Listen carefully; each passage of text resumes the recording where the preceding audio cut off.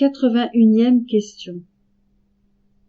Puisque de la part des bienheureuses créatures qui en viendront à vivre dans la divine volonté, pendant l'ère du troisième fiat, Dieu recevra toute l'immense gloire qu'il avait escomptée à l'origine, comment recevra-t-il la gloire perdue qu'il n'a pas reçue de la part des créatures qui ont quitté la terre avant cette époque? Cette question est semblable à la question numéro 43, à laquelle une réponse a déjà été donnée. 82e question. Quand les âmes sont créées, sont-elles pourvues des capacités voulues, leur permettant d'accomplir les choses que Dieu attend d'elles pour sa gloire? Oui. La puissance et la sagesse de Dieu sont étonnantes, bien au-delà de notre compréhension. Quand Dieu crée une âme, avec le corps particulier prévu pour elle, il lui donne tous les pouvoirs pour remplir ce qu'il attend d'elle, dans le temps et dans l'éternité. Il donne en outre à l'âme toutes les grâces nécessaires pour répondre à ses attentes. Mais la volonté libre de l'âme doit coopérer avec ces grâces. L'âme humaine est immortelle. Elle est pourvue des facultés nécessaires pour connaître, aimer et servir Dieu pendant sa vie temporelle, selon l'ère dans laquelle elle est appelée à vivre sur cette terre. Cependant, l'âme a été créée pour Dieu et pour partager sa vie divine pendant toute l'éternité. Aussi, Dieu est très diligent lorsqu'il s'agit de la doter des capacités et des aptitudes qui lui permettront de vivre au-delà de sa vie sur terre et de jouir à jamais des béatitudes et des joies du ciel. Les âmes qui choisissent de rejeter Dieu et choisissent ainsi la damnation éternelle seront incapables d'utiliser les pouvoirs de leur âme immortelle pour la béatitude, les souffriront à jamais, selon leur malice et la justice de Dieu. Au sujet des fils et des filles de la divine volonté, dont le nombre augmente même pendant que ces mots sont écrits, déjà, dans la vie présente, ils utilisent bien des aptitudes dont Dieu les a pourvus en prévision de la vie éternelle dans le ciel. Il en va ainsi parce que accomplir la volonté de Dieu sur la terre, comme au ciel, est le premier résultat de l'acceptation du don de la divine volonté, qui est de participer à l'éternelle activité de la très sainte Trinité. 83e question. Comme Dieu surpasse infiniment tout ce qui a été créé, il semble que les créatures ont peu à lui offrir. Quel plaisir peut-il vraiment obtenir des créatures? Comme il a déjà été mentionné, Dieu n'a pas un besoin absolu des créatures. Et sur le plan naturel, il n'y a rien que les créatures puissent lui offrir, qui pourrait être le moindrement attirant et désirable pour lui. Mais l'activité de Dieu est grande, une merveille étonnante. Dieu n'est jamais le moindrement là. Il est dans l'acte continuel de se multiplier et d'expérimenter des joies nouvelles et de plus grandes à chaque moment. La seule façon dont les créatures puissent réjouir Dieu, c'est de partager sa propre volonté avec la possession de la divine volonté. Les créatures sont élevées à son niveau et sont rendues capables de l'aimer, de l'adorer et de le réjouir divinement. Les créatures ont un rôle important à jouer en procurant à Dieu des joies divines. C'est le dessein même de la création. Mais il faut toujours se rappeler que pour posséder ce don extraordinaire de la divine volonté, on doit reconnaître son propre néant. L'orgueil et Dieu sont incompatibles. 84e question. Dire que Dieu se multiplie continuellement est un concept inhabituel pour nous. Y aurait-il plus d'un Dieu? Que signifient ces mots? Ce n'est là qu'un des nombreux mystères dont Jésus parle dans les 36 tomes du livre du ciel. Ces choses surprenantes et très belles seront méditées et appréciées pendant l'ère du troisième fiat. Il n'y a qu'un seul Dieu en 3 personnes divines. Jésus se multiplie dans chaque hostie consacrée. Chaque hostie est Jésus. Et pourtant, il n'y a qu'un seul Jésus. Petite note. Les 3 questions et réponses qui suivent traitent de l'authentique manifestation de la divine volonté pour diviniser les âmes qu'il a créées dans son cœur brûlant de charité. Il semble nécessaire d'aborder ce sujet important afin de montrer que c'est vraiment là l'intention de Dieu et que tout chrétien, conscient de son néant, devrait désirer cela de tout son cœur, parce que Dieu le veut ainsi, de toute éternité. Une autre raison importante d'aborder ce sujet, c'est de détruire l'idée absurde qui est promue par les hérétiques et les adeptes du Nouvel Âge, à savoir qu'on peut devenir Dieu par sa propre volonté, ou que l'humanité est engagée dans une certaine phase d'évolution inévitable et mystérieuse vers la déité. Ces idées sataniques sont le produit d'illusions et fruit de l'orgueil. 85e question. Il semble raisonnable de dire que les créatures doivent être élevées au niveau de Dieu pour être capables de l'aimer, l'adorer et le ravir divinement. Mais cela peut donner l'impression que les créatures deviendront des dieux, ce qui semble un peu fort. Comment peut-on dire cela sans tomber dans le ridicule ou le blasphème?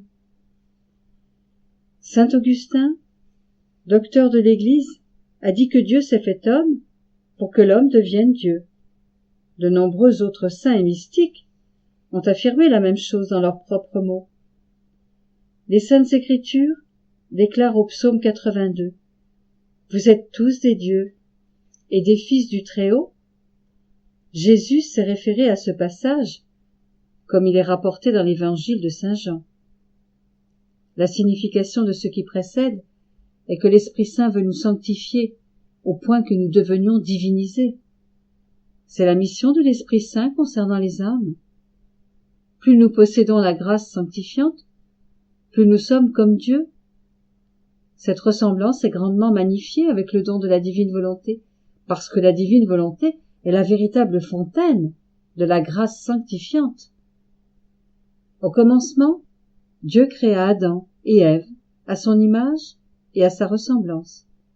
Pourtant, à cause de la faute originelle, les âmes n'arrivent pas à l'existence avec la ressemblance à Dieu. Elles ont son image, mais pas sa ressemblance. Le baptême apporte une certaine mesure de ressemblance à Dieu, avec l'influx de la grâce sanctifiante. Cette ressemblance devient de plus en plus parfaite, avec l'augmentation de la grâce sanctifiante, et très parfaite, avec le don de la divine volonté. À la question numéro 30, il est mentionné que Jésus a dit à la bienheureuse Dina Bélanger que sa plus grande joie, à l'exception de celle qu'il vit à l'intérieur de la Trinité elle-même, est d'élever une âme à la divinité, en la divinisant, en l'absorbant entièrement dans la divinité. Avec le don de la divine volonté, on partage la même vie que les âmes du ciel. On disparaît en Dieu pour devenir en parfaite unité avec lui, quoique gardant toujours notre identité propre. Dans cette unité avec Dieu, que Dieu lui-même offre avec générosité, il est permis de dire que les créatures sont Dieu, car c'est l'objectif de Dieu lui-même que les créatures partagent sa vie divine et son activité. Penser que la créature pourrait être telle par ses propres moyens est ridicule, une absurdité que seule une personne qui s'aveugle sur elle-même peut imaginer.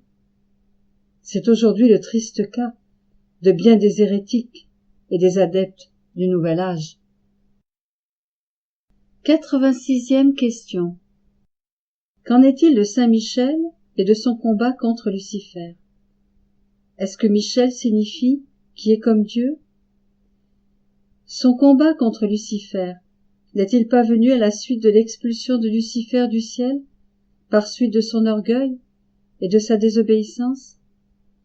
Satan n'a-t-il pas tenté Ève pour l'inciter à goûter aux fruits défendus, lui disant qu'elle et Adam deviendraient comme des dieux, connaissant le bien et le mal? La réponse à chacune de ces 4 questions est oui.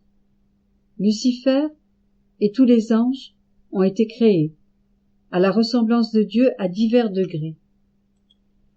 Mais Lucifer voulait être Dieu par lui-même, indépendamment du vrai Dieu.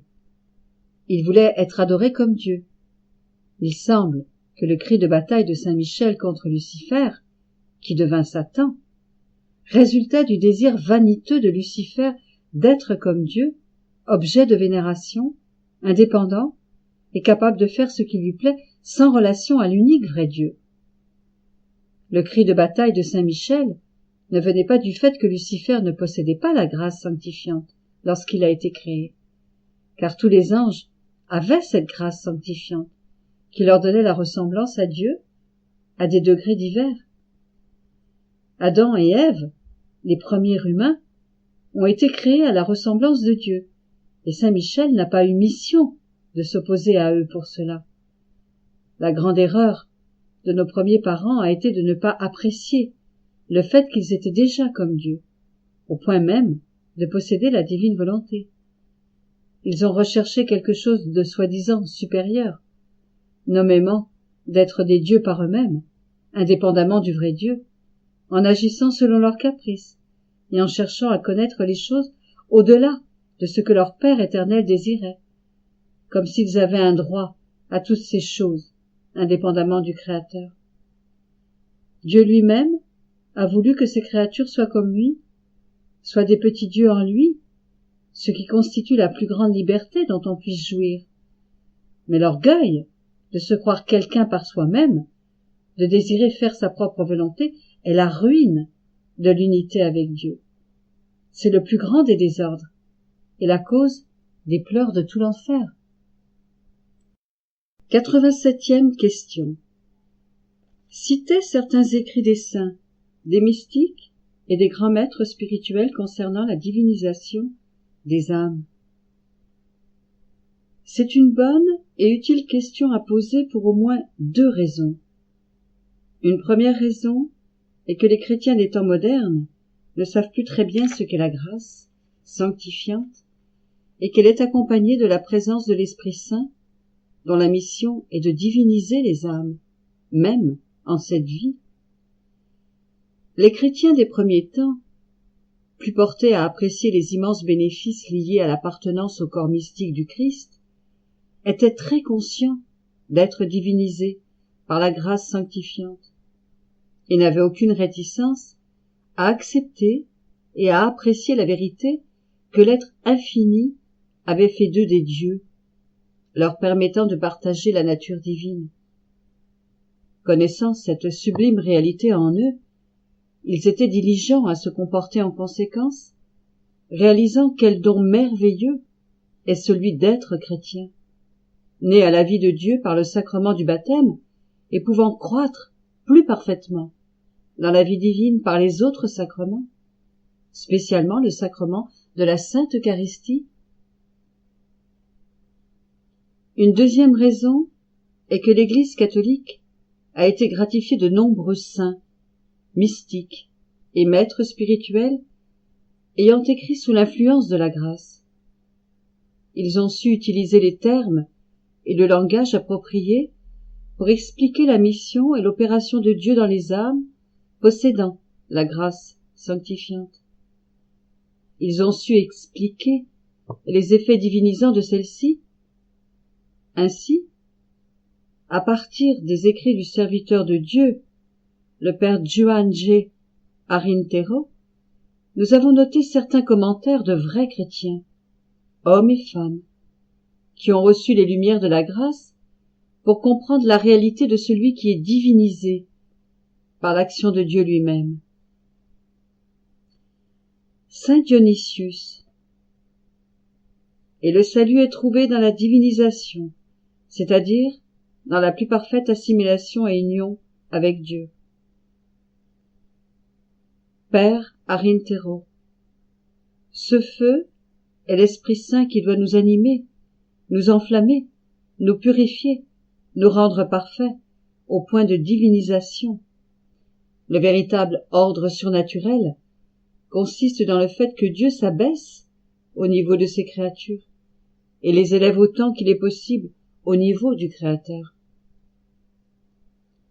Sans détruire notre nature ou notre personnalité, mais plutôt en les enrichissant, l'Esprit Saint nous renouvelle, nous transforme, nous divinise et nous unit intimement à Jésus-Christ notre Sauveur. Mais nous sommes créés Dieu, alors que lui seul est le vivant, et le Yahvé, qui étant Dieu par nature, peut nous faire Dieu par participation. Il est le Dieu divinisant, nous sommes des dieux divinisés. Saint Augustin. Si Dieu s'est humilié pour devenir homme, c'est pour exalter les hommes et en faire des dieux. Dieu appelle les hommes dieux, parce qu'ils sont divinisés par sa grâce, et non parce qu'ils sont nés de sa substance. Les fils de Dieu forment le corps du Fils unique du Père. Il est la tête, et nous, les membres. Ensemble, nous constituons le Fils de Dieu. Et Admère, un disciple de saint Anselme. Dieu fait d'autres dieux, mais lui seul est le Dieu qui divinise. Nous sommes des dieux qui sont divinisés. Saint Pierre, chrysologue. C'est pourquoi celui qui croit et qui professe être le fils d'un tel Père devrait réaliser des actes dignes de son Père et proclamer en pensée et en action qu'il est devenu divin dans sa nature. Saint Basile. Donc, les âmes qui possèdent l'esprit en elles et sont illuminées par cet esprit deviennent elles-mêmes spirituelles et envoient des grâces aux autres. Ainsi donc, vous êtes comme des dieux, et rien de plus sublime ne saurait être désiré. Saint Cyril. Pour cette raison, nous sommes appelés dieux, non seulement parce que nous avons été élevés à une gloire surnaturelle par la grâce divine, mais parce que nous possédons maintenant Dieu qui habite et demeure en nous. Et si nous sommes des fils, et fils de Dieu par la grâce, alors le Verbe divin, par la grâce duquel nous sommes devenus Dieu et fils de Dieu, est lui-même le véritable Fils de Dieu. Saint Athanase. De même que le Seigneur devint homme, en se donnant un corps, ainsi nous les hommes avons été divinisés par le Verbe divin. Le Fils de Dieu a assumé notre nature pour faire de nous des dieux. Louis de Grenade. La grâce est infusée dans l'âme et ainsi transforme l'homme en Dieu, si bien que, sans cesser d'être homme, il assume les vertus et la pureté de Dieu. Pourra. La grâce habituelle est la vie divine communiquée à l'âme. En tant que résidant dans la substance de l'âme pour la diviniser, elle est appelée la grâce sanctifiante. La grâce sanctifiante, les vertus et les 7 dons du Saint-Esprit constituent la grâce habituelle. Tous les sacrements sans exception la produisent. Père Juan de Los Angeles. L'âme est faite pour participer à Dieu lui-même par une infiltration divine, c'est-à-dire par un don divin saturant tout notre être pour nous diviniser. L'âme transformée est complètement divinisée et, dans tout ce qu'elle est et ce qu'elle fait, c'est Dieu qui est et agit en elle. Tout ce que Dieu est par nature, l'âme l'est par grâce. Quoiqu'elle ne cesse pas d'être une créature, elle est entièrement divinisée et prend l'apparence de Dieu. Sainte Gertrude. Quand nous recevons la grâce créée, par exemple la grâce sanctifiante, c'est par participation à la grâce incréée, qui est Dieu. Saint Jean de la Croix. La substance de l'âme, quoiqu'elle ne soit pas la substance de Dieu, ne pouvant substantiellement être telle, est néanmoins unie à lui, absorbée en lui. Elle devient ainsi Dieu par participation, Dieu lui faisant atteindre cet état parfait de la vie spirituelle. Dieu se communique davantage à l'âme qui a davantage progressé dans l'amour, c'est-à-dire à celle dont la volonté est en plus parfaite conformité avec la volonté de Dieu. Sainte Madeleine de Pasie. Seigneur, tu es particulièrement glorifié dans tous tes prêtres possédant ton esprit, car chaque prêtre est comme un autre Dieu en toi, comme un autre Verbe. Psaume 81, 6. Quoiqu'il n'y ait qu'un seul Dieu par essence, il y a des milliers de dieux par communication, participation et union. Au sujet du Saint-Sacrement de l'autel, elle dira: personne n'aurait pu imaginer que Dieu deviendrait une créature, et qu'une créature deviendrait Dieu de cette manière ineffable et par cette double communication. Parole de Dieu le Père à la Sainte. Mon Verbe, qui est le feu qui enflamme, est venu enflammer la terre pour allumer tous les cœurs. Dans cette fournaise, où le souffle du Saint-Esprit attise le feu, l'âme est à ce point consumée par ce feu que, au lieu d'être humaine, elle devient entièrement divine, transformée en moi et devenant une avec moi par la charité. Saint Thomas d'Aquin. La charité n'est pas une vertu de l'homme en tant qu'homme, mais de l'homme dans la mesure où il est lui-même Dieu par participation et par grâce. Padre Pio. Oui, la grâce sanctifiante imprime l'image de Dieu en nous, de telle manière que nous devenions divins par participation, et comme saint Pierre l'affirme bien, nous devenions des participants de la nature divine. Note. Nous terminons cette série de citations par une observation du père Juan Arintero. En vivant dans la grâce, nous vivons de la vie divine en toute vérité, bien que, habituellement, nous nous en rendions peu compte. Nous sommes divins, mais nous le réalisons à peine. Nous sommes portés à ne vivre que selon notre vie humaine et, à cause de notre tiédeur, nous étouffons la semence de la vie éternelle en nous, ou nous empêchons sa croissance, si toutefois nous ne la perdons pas complètement. Remarque.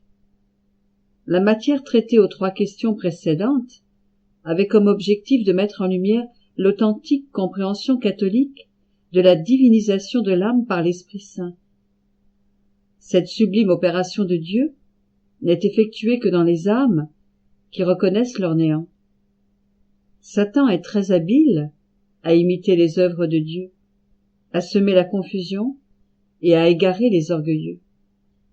C'est ainsi qu'il inspire certains mouvements comme le Nouvel Âge, avec ses prétentieuses et fausses doctrines, dans le but de neutraliser les fruits de ce que Dieu a déjà commencé à répandre dans l'humanité à travers d'humbles âmes, comme Luisa Picaretta, la bienheureuse Dina Bélanger, et d'autres. 88e question. Nous venons de voir comment, avec quelle estime et quelle compréhension, de saintes personnes, à différentes périodes de l'histoire de l'Église, ont traité de la grâce sanctifiante et de ses effets sur l'âme. Existe-t-il quelque chose de plus grand encore, à laquelle les âmes sont appelées à participer? À moins que Dieu lui-même ne nous fasse connaître l'état originel dans lequel il avait placé l'humanité au moment de la création d'Adam et d'Ève, il semble bien qu'il soit pour nous impossible de connaître le plus haut degré auquel Dieu nous invite à participer à travers son éternelle vie et sa divine activité. Le but des 36 tomes du livre intitulé Le Livre du Ciel, livré par Luisa Picaretta, est de nous enseigner que Dieu veut nous donner quelque chose qui soit plus grand que tout ce qui avait été manifesté auparavant, aussi incroyable que cela puisse paraître. Plusieurs autres personnes, la bienheureuse Dina Bélanger par exemple, nous ont depuis enseigné des choses analogues sur ce sujet. 89e question. La vie d'union à Dieu que les saints ont réalisée semble difficile à atteindre. Comment peut-on espérer arriver à quelque chose d'encore plus grand? Dieu n'avait pas dans ses plans originaux de rendre la sainteté difficile à atteindre, comme cela a été le cas depuis la chute d'Adam et d'Ève. Il voulait que la sainteté soit facile à atteindre et accessible à tous. Nos premiers parents ont reçu la suprême sainteté au moment de leur création, sans aucun mérite de leur part. C'était leur devoir sacré de conserver ce don que Dieu leur avait donné pour couronner leur humanité. Les exigences pour y parvenir n'étaient pas difficiles à rencontrer. À cause de leur échec, la volonté humaine, devenue faible, inconstante et désordonnée, a commencé son long et triste règne dans les générations humaines. C'est là la raison première pour laquelle la sainteté est actuellement si difficile à atteindre et à maintenir. Une autre raison réside dans le fait qu'au moment crucial où le don de la divine volonté devait être scellé chez les humains, Satan l'emporta sur Adam et Ève et devint le prince de ce monde. Nos premiers parents accomplirent la volonté de Satan au lieu de celle de Dieu. Ainsi, nous avons maintenant non seulement à composer avec une volonté misérable, faible et inconstante, mais aussi à souffrir les constantes attaques du prince ennemi, Satan, un menteur et un meurtrier depuis le début.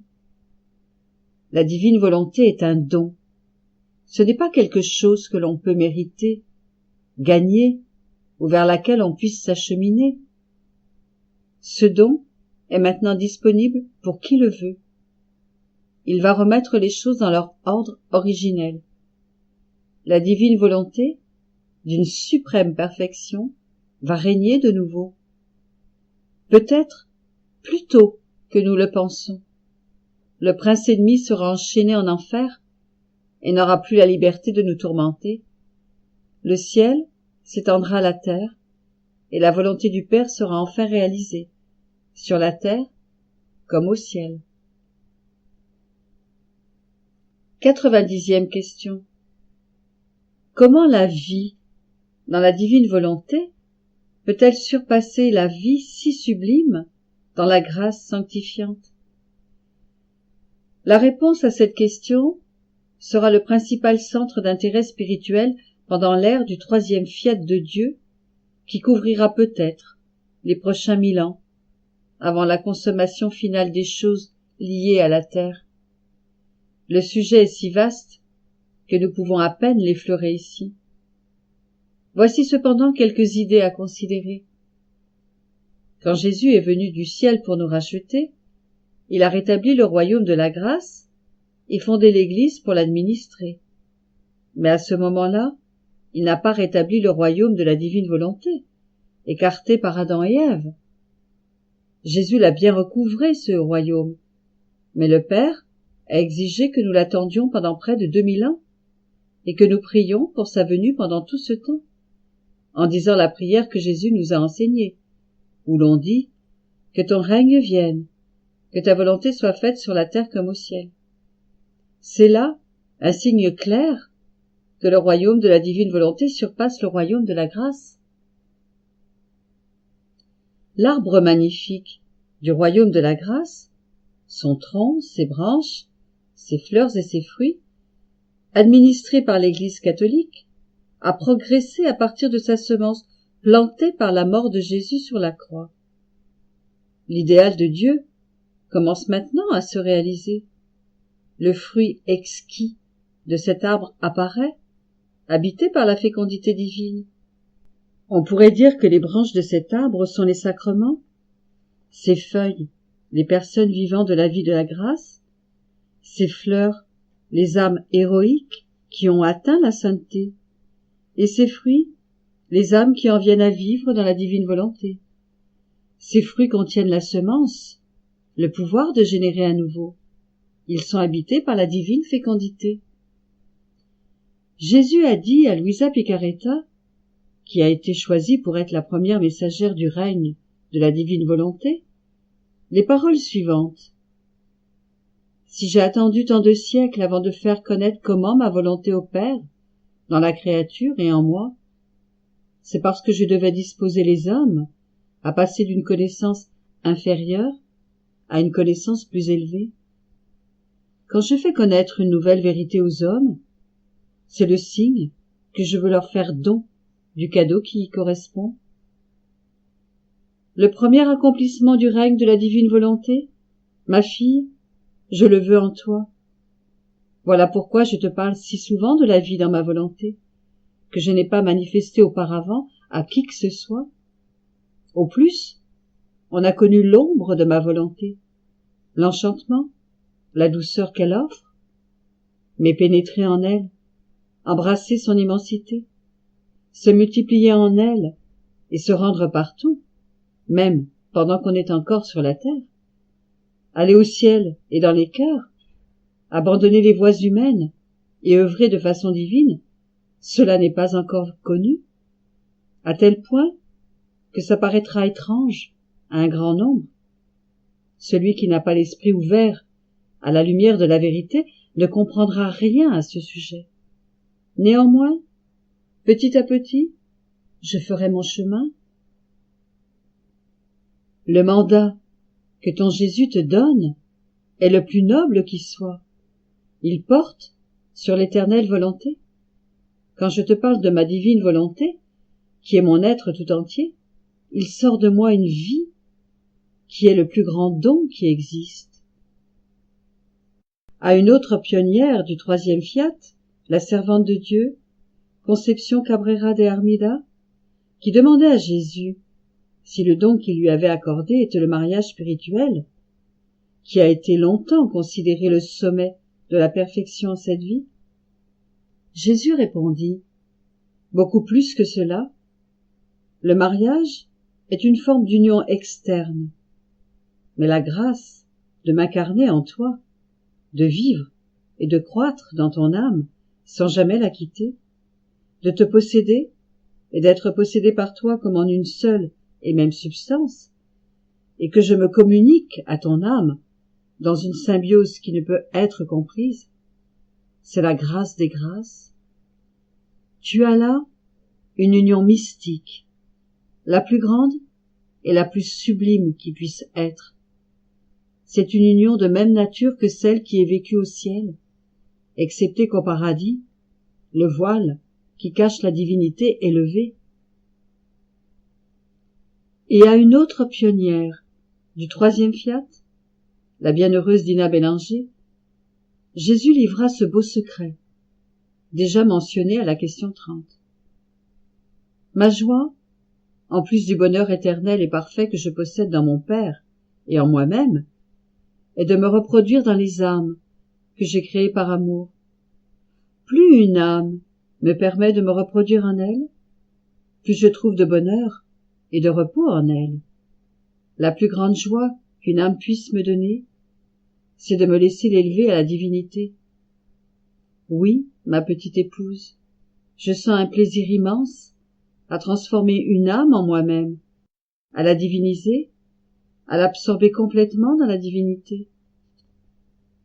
Un autre jour, Jésus dit à Dina: je veux t'absorber, ma petite épouse, à un tel degré que j'existerai à ta place avec tous les attributs et toutes les perfections de ma divinité. Je veux te diviniser de la même manière que j'ai uni ma divinité à mon humanité dans l'incarnation. La sainteté que je désire pour toi est ma propre sainteté et celle de mon Père, dans leur plénitude infinie, réalisée par moi, en toi. Note.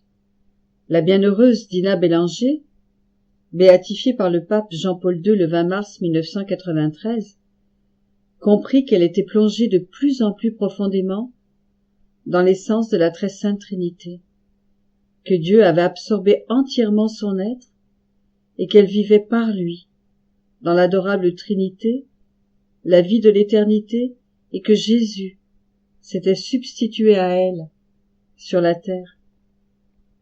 La grâce sanctifiante, qui est une participation à la divinité, est quelque chose de créé. La divine volonté, elle, est incréée. C'est la propre vie de Dieu. Elle n'est pas créée, mais elle crée. Elle est la source et la fontaine de la grâce sanctifiante et de tout bien, quel qu'il soit. Le soleil, dans le firmament, est une bonne représentation de la divine volonté. Ses rayons représentent la grâce sanctifiante. Ils sont totalement dépendants du soleil d'où ils proviennent.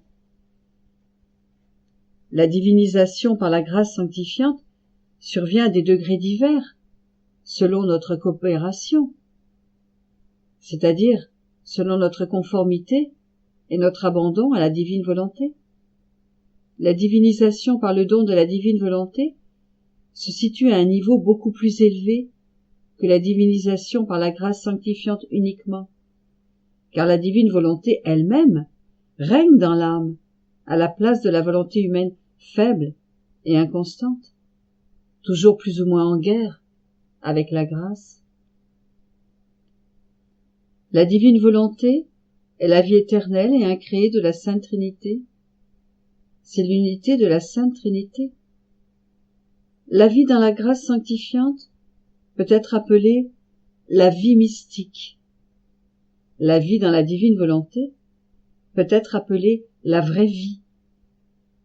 Quand on possède la divine volonté, on possède tout ce que l'éternité contient. Un seul acte, réalisé en possession de la divine volonté, est plus grand que le ciel et la terre. Les actes accomplis dans la divine volonté sont totalement divins, générés par Dieu lui-même et vénérés par les anges. Ils se multiplient en Dieu à l'infini, pénètrent partout, à la fois dans le temps et dans l'éternité. Ils embrassent l'immensité de Dieu et l'enchantent au point de le ravir, parce que c'est sa propre activité qu'il voit dans la créature. Avec le don de la divine volonté, on peut copier l'activité cachée de l'âme de Jésus, unie à la divine volonté. Par exemple, entrer dans les âmes de toutes les créatures depuis Adam et Ève, jusqu'à la dernière personne à vivre sur la terre, refaire leur vie dans l'ordre divin selon l'idéal divin, et donner au Père une gloire parfaite dans chacune des pensées, des paroles et des actions des créatures. En possédant la divine volonté, on aime Dieu d'un amour divin. En vivant dans la divine volonté, les âmes deviennent de véritables hosties vivantes. Les accidents qui forment les hosties sacramentelles sont sans vie et n'influencent pas la vie de Jésus. Mais l'âme est une substance pleine de vie. En possédant et en accomplissant la divine volonté, elle influence tout et participe à tout ce que Jésus réalise. Voilà pourquoi ces hosties vivantes sont plus chères à Jésus que les véritables hosties sacramentelles. Et si Jésus est présent dans les hosties sacramentelles, c'est pour en arriver à des hosties vivantes, consacrées dans sa volonté. Ainsi donc, vivre dans la divine volonté est un état bien supérieur à la vie selon la volonté humaine, même infusée par la grâce sanctifiante. Au commencement, les choses étaient parfaites dans le jardin d'Éden. Tout était simple, il n'y avait pas besoin de sacrement, car il n'y avait pas de guerre à mener pour contrôler la volonté humaine blessée. Il n'y avait pas d'ascension du mont Carmel à faire pour atteindre l'intimité de l'union avec Dieu. Adam et Ève étaient au sommet. En leur donnant la vie que les trois personnes divines possèdent, partagent et savourent éternellement, Dieu leur avait tout donné. Tel est l'héritage qui a été perdu. Mais Jésus, notre frère si doux et si gentil, a récupéré pour nous cet héritage. Et maintenant, il veut tellement, tellement que nous le prenions. Allons-nous bouder un aussi fabuleux héritage?